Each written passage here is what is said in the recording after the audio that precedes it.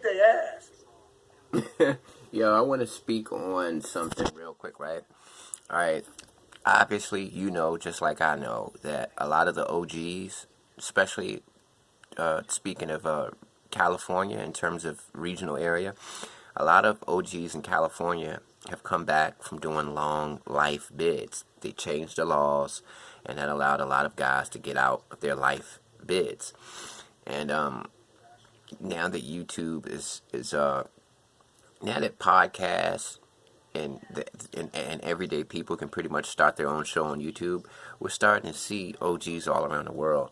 And one thing that I really appreciate is the history. I love the fact that the OGs, see, Rocchead was gangbanging in the 70s. He was doing his thing in the 70s. He's from Santana Block. He was actually locked up when his hood changed its name to Santana. So it took him a long time to actually understand Santana is your hood. It's not the old name anymore.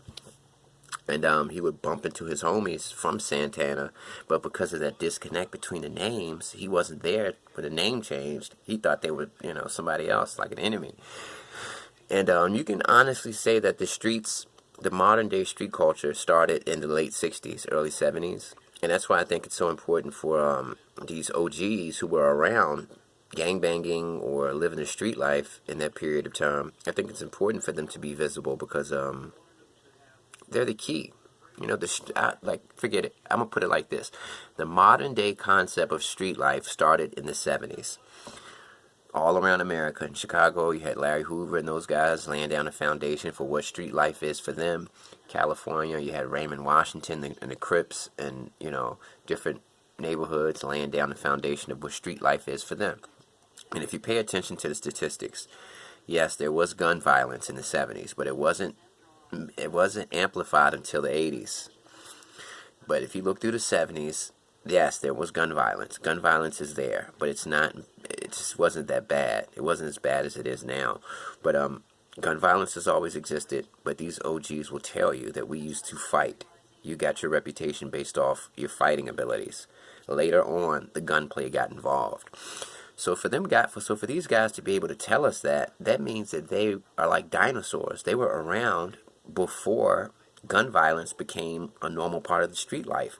So I think that these guys have an important perspective.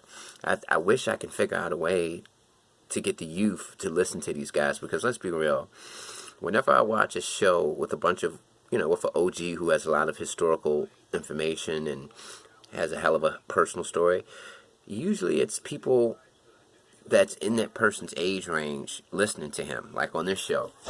The majority of the people watching, I wouldn't say are 18. You understand what I'm saying? Like, I'm 32 and I'm watching it. So I think that we need to figure out a way to hook up the OGs and the young people. I mean, I heard this brother say, I think his name is Gertrude Montana, and he was also on the same channel, and he said that the reason why is because there's no connection between the youth and the OGs anymore. They don't have a relationship anymore. They don't even really have a friendship. There's a disconnect. And these guys from the 70s were around when there was structure.